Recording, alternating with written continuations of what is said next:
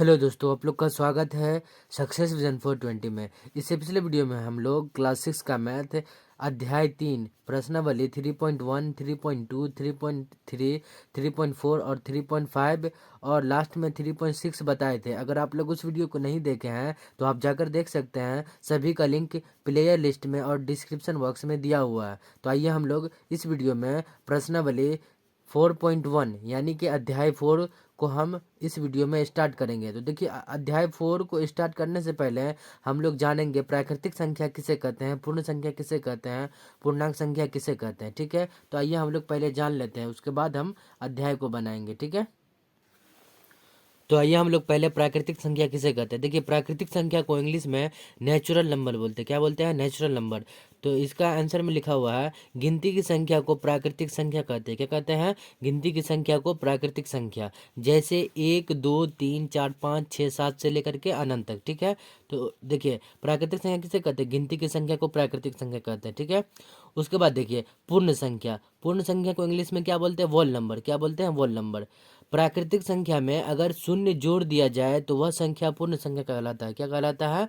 पूर्ण संख्या। यानी कि हमको क्या करना है कि अगर प्राकृतिक संख्या में अगर हम जीरो जोड़ दें यानी कि शून्य जोड़ दें तो वह संख्या पूर्ण संख्या कहलाएगा। ठीक है, जैसे 0, 1, 2, 3, 4, 5, 6, 7, 8, 9, 10 से लेकर के अनंत तक। ठीक है, तो पूर्ण संख्या और प्राकृतिक संख्या के बारे में जान लिए। अब हम लोग जानेंगे ऋणात्मक संख्या किसे कहते हैं। तो देखिए, ऋणात्मक संख्या यानी कि इंग्लिश में क्या बोलेंगे? Negative number. क्या बोलेंगे? Negative number. ऋणात्मक संख्या के द्वारा जिस चिन्ह को दर्शाया जाता हो उसे हम ऋणात्मक संख्या कहते हैं। कहने का अर्थ है कि वैसी संख्या जिसको हम ऋणात्मक संख्या से दर्शाते हैं उसी को हम क्या बोलेंगे? ऋणात्मक संख्या। जैसे -1, -2, -3, -4, -5 से लेकर के अनंत तक। उसके बाद देखिए धनात्मक संख्या किसे कहते हैं। धनात्मक संख्या को इंग्लिश में पॉजिटिव नंबर बोलते हैं। क्या बोलते हैं? Positive number.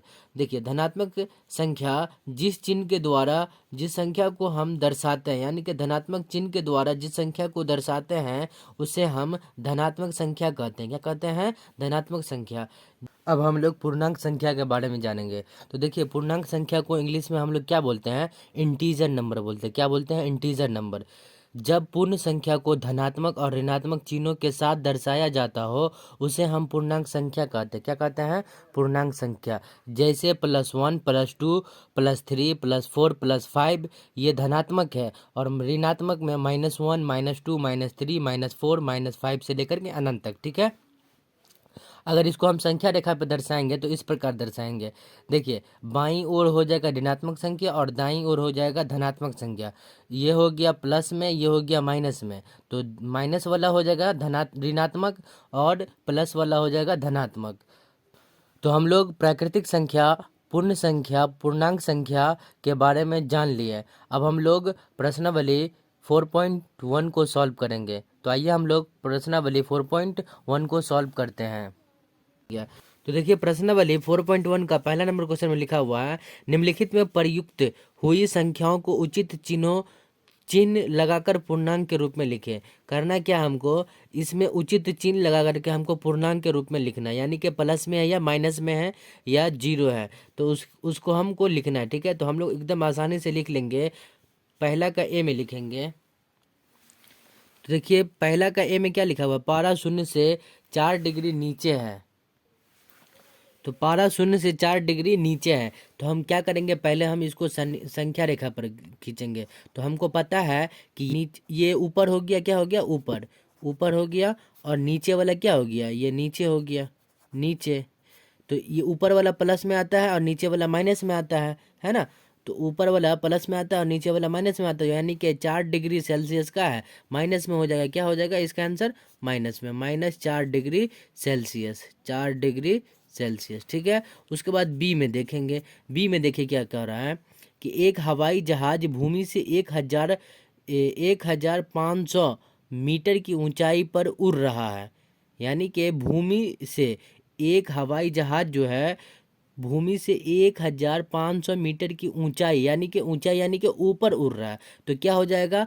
1500। वो भी प्लस में हो जाएगा। कितना हो जाएगा? 1500, है ना? 1500 का मतलब यही हुआ ना, 1500। उसके बाद सी में देखेंगे। देखिए सी में क्या कह रहा है। सी में कह रहा है कि यदि 5 कदम पूरब की दिशा में चली दूरी को +5 से व्यक्त करें तो 5 कदम पश्चिम की दिशा में चली गई दूरी को किस पूर्णांक में व्यक्त करेंगे। तो हमको पता है कि ये पूरब होता है, पूरब होता है, और ये पश्चिम होता है। पश्चिम साइड में माइनस में होता है और पूरब साइड में प्लस में होता है। तो क्या हो जाएगा, यहाँ पे प्लस में तो ये माइनस में हो जाएगा, -5 हो जाएगा। ठीक है, उसके बाद डी में देखेंगे। देखिए पहला का डी में क्या है, बैंक के खाते में 500 रुपये जमा करना, यानी कि जमा कर रहे हैं तो हमको क्या कर रहे हैं, प्लस कर रहे हैं, यानी कि यहाँ पे क्या हो जाएगा, 500 प्लस में आ जाएगा, क्योंकि जमा कर रहे हैं तो वो प्लस में हो जाएगा। अगर निकालते तो वो माइनस में हो जाता है, यानी कि ऋणात्मक में हो जाता है, तो ये प्लस में हो गया। ठीक है, तो हम लोग प्रश्नावली 4.1 का पहला नंबर क्वेश्चन सॉल्व कर लिए। अब हम लोग दूसरा नंबर क्वेश्चन सॉल्व करेंगे। तो देखिए दूसरा नंबर क्वेश्चन में बोल रहा है कि निम्नलिखित संख्याओं को संख्या रेखा पर निरूपित कीजिए। कहने का अर्थ यह है कि पहला में क्या लिखा हुआ, -1 +5, उसके बाद क्या है -4। तो हमको क्या करना है, संख्या रेखा पे दर्शाना है। क्या करना है, संख्या रेखा पे। तो हम क्या करेंगे, दूसरा का ए में लिखेंगे। दूसरा का ए में क्या बोल रहा, -1, क्या बोल रहा, -1।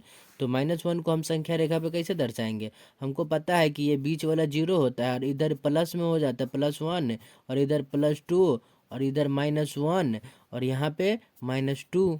तो हमको संख्या रेखा पर दर्शाना, तो यहाँ पे हम दर्शा दिए, -1 यहाँ पे आ गया। ठीक है, तो यही हो गया। ठीक है, उसके बाद हम बी में देखेंगे। बी में देखिए, बी में क्या कह रहा है, बी में +5 है, +5 है। तो संख्या रेखा पे कैसे दर्शाएंगे, यहाँ पे बीच में क्या करेंगे, 0 देंगे, और इधर प्लस में आ जाएगा, क्या आ जाएगा, प्लस में 4 5, यहाँ पे 1 2 3 4 5, और यहाँ पे माइनस में आ जाएगा। तो माइनस में हम नहीं लिखेंगे क्योंकि हमको माइनस में नहीं बोल रहा है, प्लस में बोल रहा है।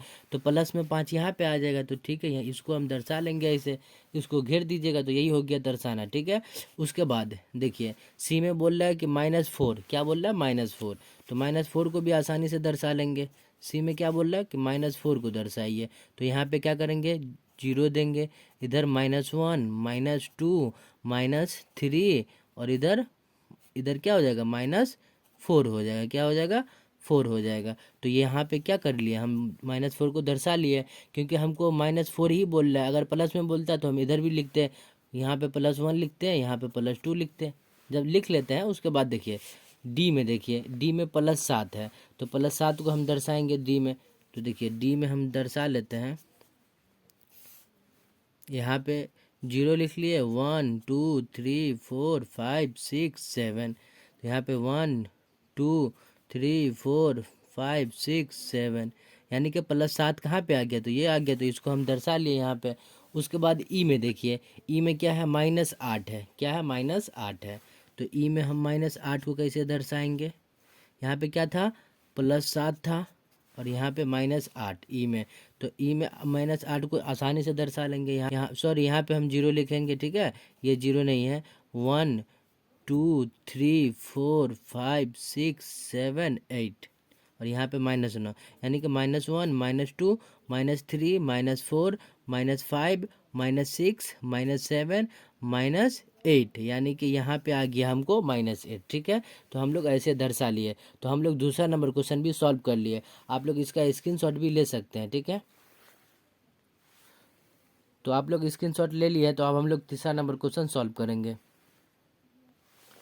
तो देखिए तीसरा नंबर क्वेश्चन में लिखा हुआ है, नीचे दिए गए चित्र में एक संख्या रेखा को दिया गया है जो पूर्णांक को निरूपित करती है। यानी कि ये संख्या रेखा में दिया गया वो जो पूर्णांक को निरूपित करता है।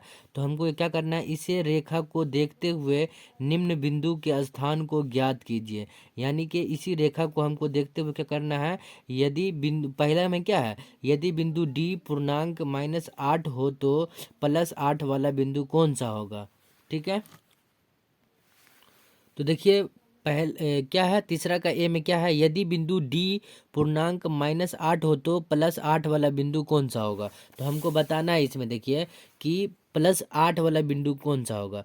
तो हम इसको क्या करेंगे, यहाँ पे 1 दे देंगे इसको, जब तक के लिए मान लेंगे। यहाँ पे 1 2 3 4 5 6 7 8, यानी कि 8 में क्या है, जे है। तो इसका आंसर क्या हो जाएगा, जे हो जाएगा। ठीक है, तो 8 वाला बिंदु क्या हो गया, जे।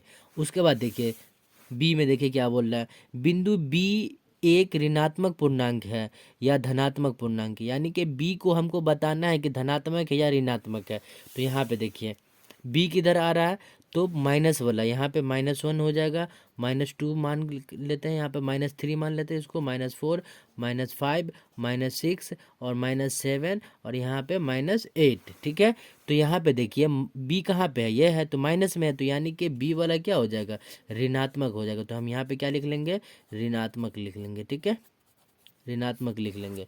उसके बाद देखेंगे सी में, देखेंगे देखिए सी में क्या बोल रहा है कि बिंदु सी और ई के संगत पूर्णांक लिखिए।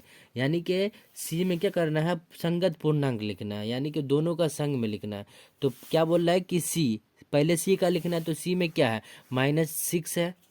सी में क्या है, पहले तो -6 आ जाएगा, उसके बाद कॉमा देंगे और यहाँ पे क्या बोल रहा है, ई। तो ई में देखिए यहाँ पे क्या है, ई में यहाँ पे 1 है यानी कि 1 है, तो यहाँ पे 1 लिख लेंगे। ठीक है, +1 है तो +1 भी लिख लेंगे। ठीक है, यहाँ पे +1, या आप इसको ऐसे भी लिख सकते हैं, -6 और +1 है। ठीक है, अब डी में देखेंगे, तो डी में देखिए, डी में क्या लिखा हुआ है, इस संख्या रेखा पर अंकित बिंदु में से किसका मान सबसे कम है। यानी कि सबसे कम मान किसका है, तो सबसे कम मान देखेंगे, माइनस में सबसे कम कौन है, तो -8 है, तो माइनस में सबसे कम -8 है, तो इसलिए सबको सबसे कम मान किसका हो जाएगा, तो 8 हो जाएगा, तो -8 हम लिख लेंगे। ठीक है, उसके बाद ई में देखेंगे, देखिए ई में क्या बोल रहा है कि सभी बिंदुओं को उनके मानों से घटते क्रम में लिखिए। यानी कि सभी बिंदु को क्या करना है, उसके मानों से घटते क्रम में लिखना है। तो घटते क्रम में हम कैसे लिखेंगे, देखिए ये प्लस में है, अगर हम इधर आएंगे तो माइनस में हो जाएगा, क्योंकि 8 है, तो इधर आएंगे तो 7 आएगा, 6 आएगा, तो यानी कि घटते क्रम में है, तो हम घटते क्रम में इसको लिखेंगे, घटते क्रम में जे लिख लेंगे, उसके बाद आई लिख लेंगे, उसके बाद एच लिख लेंगे, उसके बाद जी लिख लेंगे, उसके बाद एफ लिख लेंगे, उसके बाद ई लिख लेंगे।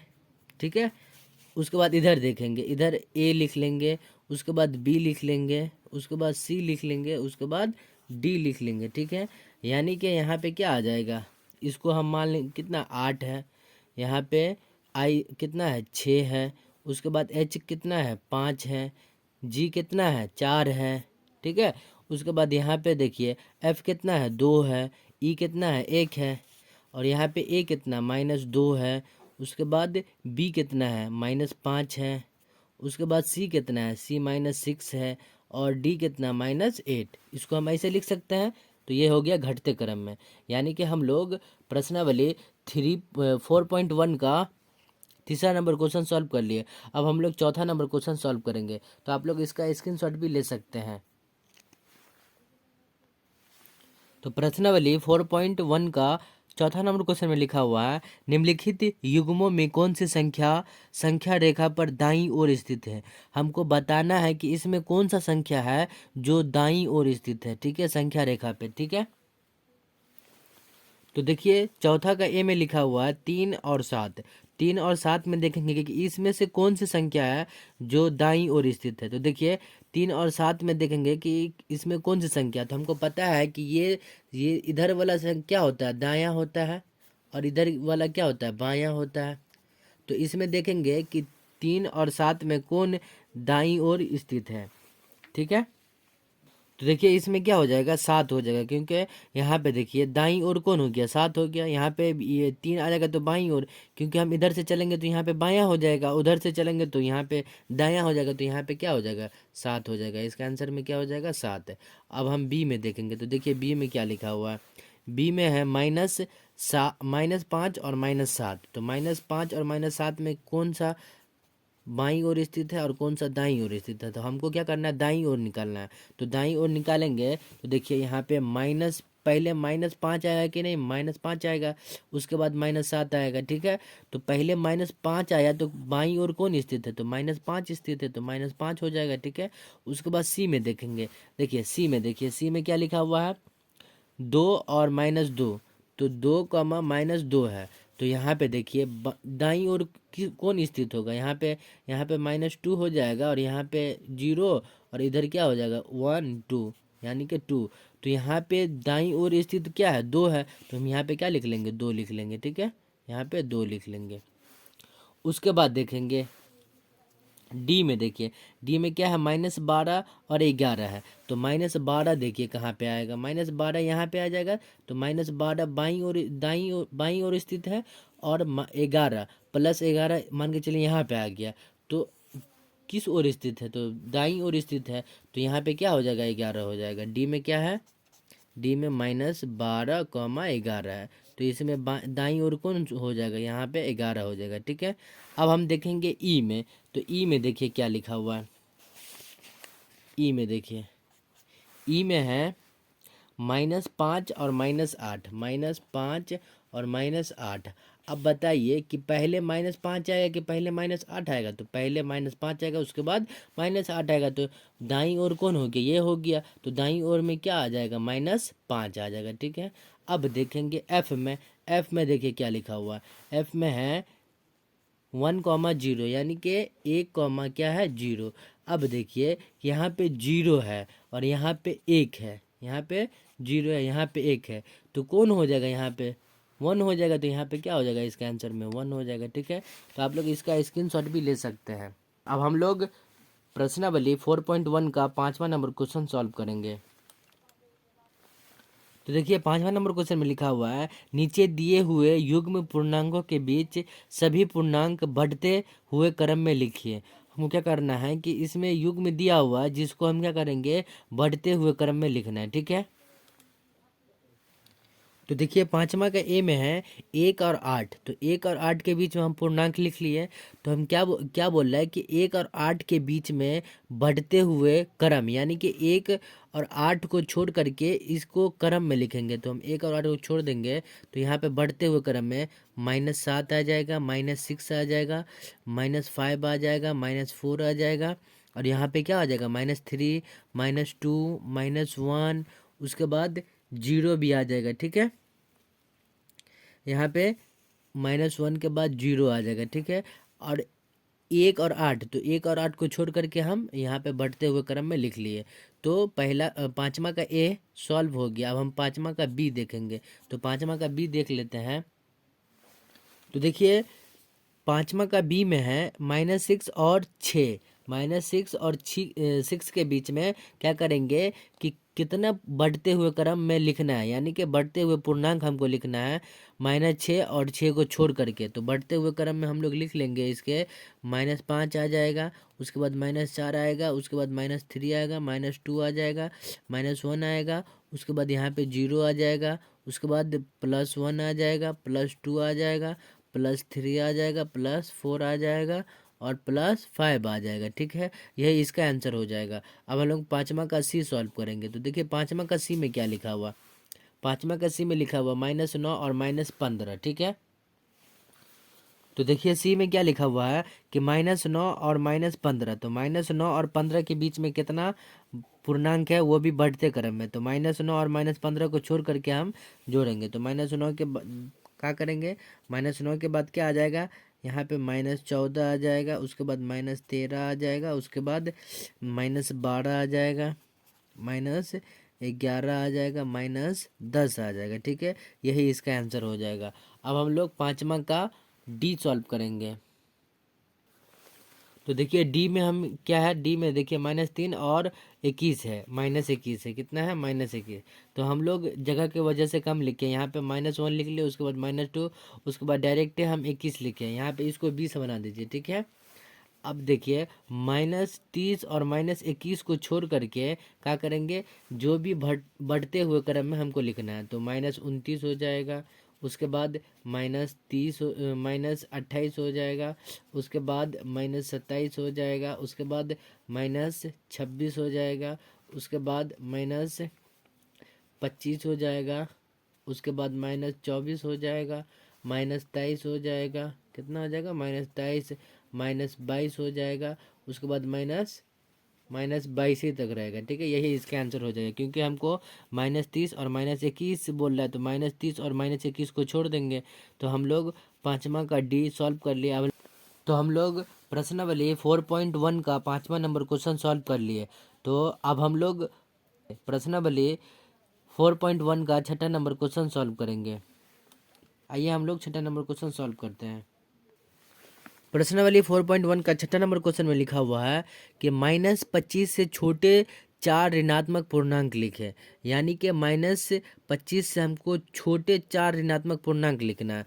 तो हम छठा का लिखेंगे ए में -25 से 4 छोटे ऋणात्मक पूर्णांक, यानी कि छोटा क्या हो गया 26 हो गया, -26 -27 उसके बाद -28 उसके बाद -29 हो जाएगा। ठीक है, तो ये हो गया 4 छोटे पूर्णांक।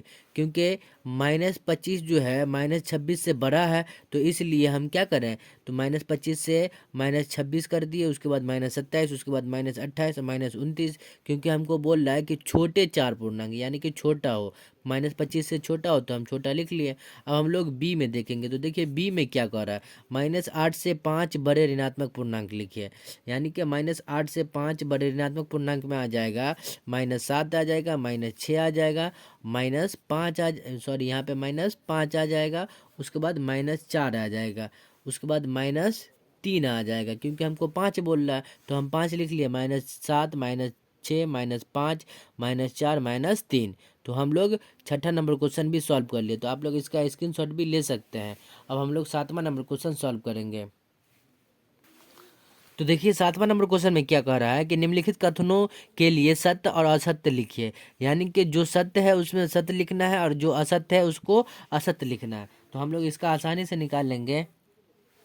तो सातवां का ए में क्या लिखा हुआ है कि संख्या रेखा पर शून्य के बाईं ओर ऋणात्मक संख्या होती है। बिल्कुल होती है, क्योंकि देखिए हमको पता है कि संख्या रेखा ये है, बीच में शून्य होता है और इधर माइनस में होता है, इधर माइनस में होता है और इधर प्लस में होता है। यानी कि यहाँ पे -1 और -2 दे देंगे, यहाँ पे +1 और +2 दे देंगे। हमको पता है कि ये दायां दायां है और ये बायां है। तो यानी कि हमको पूछ रहा है ना कि संख्या रेखा पर शून्य के बाईं ओर क्या होता है, ऋणात्मक होता है। इसलिए क्या हो जाएगा, ये सत्य हो जाएगा। क्या हो जाएगा, सत्य। सातवां का ए में सत्य हो जाएगा। और सातवां का बी में देखिए, सातवां का बी में बोल रहा है कि संख्या रेखा पर दाहिनी ओर की संख्या उसके बाईं ओर की संख्या से छोटी होती है। बिल्कुल गलत है, ये असत्य हो जाएगा। क्या हो जाएगा, ये असत्य हो जाएगा। कैसे होगा हम बता दे रहे हैं, ठीक है। देखिए कैसे होगा, देखिए क्या बोला है कि संख्या रेखा पे दाहिनी ओर, तो संख्या रेखा पे हम यहाँ पे ये दाहिना क्या हो गया, दायां हो गया। और ओर की संख्या उसके बाईं ओर की संख्या से छोटी होती है, नहीं बड़ी होती है। क्या होती है, बड़ी होती है। क्योंकि यहाँ पे देखिए दाहिनी का मतलब ये हो गया प्लस में, और यहाँ पे क्या हो जाएगा, हाँ देखिए यहाँ पे क्या बोल रहा है कि दाहिनी ओर की संख्या बड़ी होती है लेकिन बाईं ओर की संख्या क्या होती है, छोटी होती है, बिल्कुल छोटी होती है। तो ये क्या हो जाएगा, असत्य हो जाएगा। ठीक है, तब हम लोग सी का देखेंगे। सी में देखिए, सी में क्या बोल रहा है कि सबसे छोटा पूर्णांक -1 है। बिल्कुल गलत है। तो ये क्या हो जाएगा, ये असत्य हो जाएगा। क्या हो जाएगा, असत्य, असत्य हो जाएगा। क्योंकि हमको पता है कि यहाँ पे एक तो ये पूर्णांक हो गया, -1 हो गया, यहाँ पे -2 हो गया। तो -1 से -2 छोटा है, फिर -2 से -3 छोटा है। तो इसलिए क्या हो जाएगा, ये सबसे छोटा पूर्णांक -1 थोड़ी ना होता है। तो इसलिए ये असत्य हो जाएगा। ठीक है, उसके बाद डी में देखेंगे। देखिए डी में क्या बोला है कि -28 पूर्णांक -25 से बड़ा है। -28 पूर्णांक -25 से बड़ा है। बिल्कुल नहीं, क्योंकि -25 बड़ा है, -28 छोटा है। तो क्या हो जाएगा, ये असत्य हो जाएगा। क्या हो जाएगा, असत्य। क्या हो जाएगा, असत्य हो जाएगा। ठीक है, उसके बाद देखिए यहाँ पे हो गया सातवां का ए बी सी और डी सॉल्व कर लिए। ठीक है, देखिए बी में एक मरतबा हम फिर से रिपीट कर देंगे कि संख्या रेखा पर दाहिनी ओर, तो दाहिनी ओर तो ये हो गया, दायां यह हो गया। उसके बाद उसके बाईं ओर की संख्या से छोटी होती है, यानी उसके बाईं ओर, यानी कि बाईं ओर ये वाला हो गया, क्या हो गया, ये वाला। और दाईं ओर ये हो गया, तो छोटी होती है नहीं, क्योंकि बड़ी होती है। दाहिनी ओर की संख्या बड़ी होती है, इसलिए क्या हो जाएगा, असत्य हो जाएगा बी में। ठीक है, अब हम लोग प्रश्नावली 4.1 का 8वां नंबर क्वेश्चन सॉल्व करेंगे। तो आप लोग इसका स्क्रीनशॉट भी ले सकते हैं। तो देखिए 8वां नंबर क्वेश्चन में क्या रहा है कि एक संख्या रेखा खींचिए और निम्नलिखित प्रश्नों का उत्तर दीजिए। यानी कि हमको एक तो संख्या रेखा खींचना है और निम्नलिखित प्रश्न का जितना भी प्रश्न दिया हुआ ना सभी को हल करना है। तो हम लोग आसानी से हल कर लेंगे। ठीक है, 8वां का ए में है, यदि हम -5 के बाईं ओर 5 कदम चलेंगे तो हम किस संख्या पर पहुंच जाएंगे। तो 8वां का ए में देखिए क्या है, तो देखिए 8वां का ए में है, यदि हम -5 से, कहाँ से, -5 से अगर हम बाईं ओर यानी कि ये इधर चलेंगे तो कौन सा संख्या पे पहुंच जाएंगे। तो 5 कदम आगे चलते हैं तो 1 यानी कि -6 -7 -8 -9 -10 यानी कि हम कहाँ पहुंच जाएंगे, 8वां का ए में -10 पे पहुंच जाएंगे। तो इसका आंसर क्या हो जाएगा, -10। उसके बाद बी में देखेंगे तो देखिए बी में क्या कह रहा है। बी में कह रहा है यदि हम +2 के दाईं ओर 4 कदम चलेंगे तो हम किस संख्या पर पहुंच जाएंगे। यानी कि +2 के दाईं ओर 4 कदम चलेंगे तो +2 कौन हो गया, +2 ये हो गया, और 4 कदम दाईं ओर, तो दायां क्या होता है, ये होता है। तो यहाँ पे हम दाईं ओर 4 कदम चलेंगे तो 1 2 3 4 यानी कि यहाँ हम कहाँ पहुँच जाएंगे, +6 पे पहुँच जाएंगे। अब हम सी में देखेंगे तो देखिए सी में क्या कह रहा है, यदि हम संख्या रेखा पर -7 पर है तो -15 पर पहुंचने के लिए हमें किस दिशा में चलना चाहिए।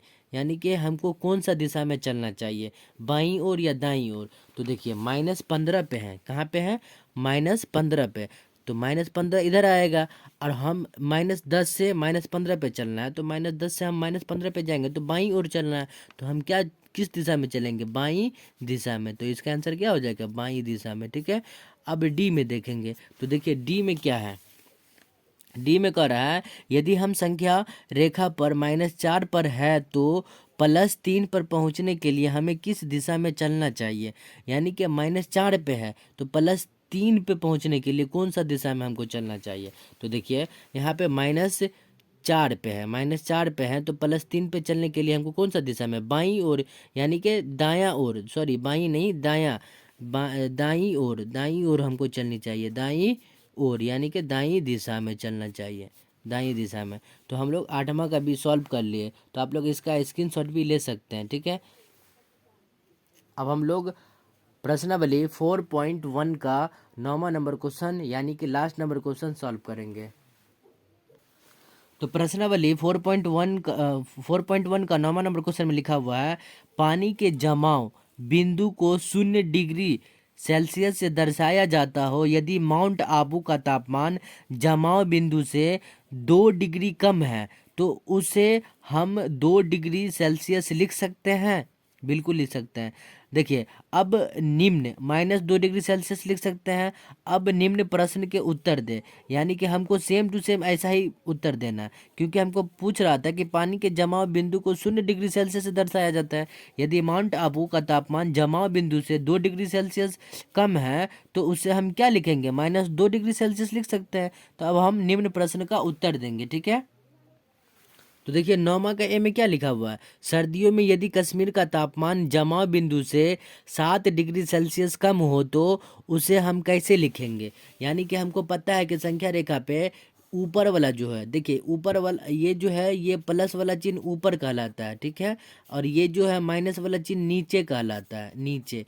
और ये प्लस वाला चिन्ह अधिक कहलाता है, अधिक कहलाता है। और ये जो है कम कहलाता है। तो ये कम का मतलब क्या होता है, माइनस में। तो यहाँ पे क्या हो जाएगा, -7 डिग्री सेल्सियस हो जाएगा। क्या हो जाएगा इसका आंसर, -7 डिग्री सेल्सियस। अब बी में देखेंगे तो देखिए बी में क्या कह रहा है। बी में प्रत्येक युग्म के कम तापमान पर गोला लगाइए। यानी कि कम तापमान पे गोला लगाना। तो 20 डिग्री सेल्सियस है, कितना है, 20 डिग्री सेल्सियस या 26 डिग्री सेल्सियस, 26 डिग्री सेल्सियस। तो यहाँ पे 20 डिग्री सेल्सियस है तो 20 डिग्री कम हुआ, 26 से 20 डिग्री कम हुआ कि नहीं।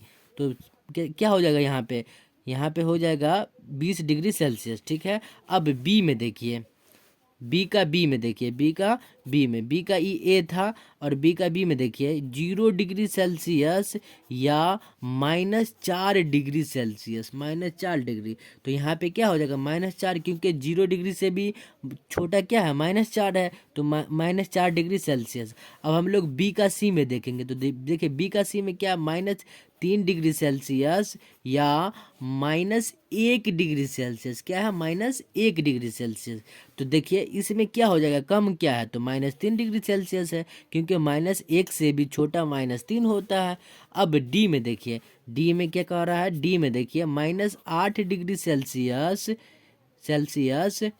सॉरी यहाँ पे सेल्सियस या -12 डिग्री सेल्सियस, -12 डिग्री सेल्सियस। तो छोटा कौन है? -12 डिग्री सेल्सियस। तो यहाँ पे -12 डिग्री सेल्सियस पे गोला लगा दे। तो आप लोग इसका स्क्रीनशॉट भी ले सकते हैं। आई होप आप लोग को यह वीडियो पसंद आया हो। अगर पसंद आया हो तो लाइक करें, और चैनल पे नए हो तो चैनल को सब्सक्राइब करें। मिलते हैं नेक्स्ट वीडियो में, तब तक के लिए जय हिंद, जय भारत।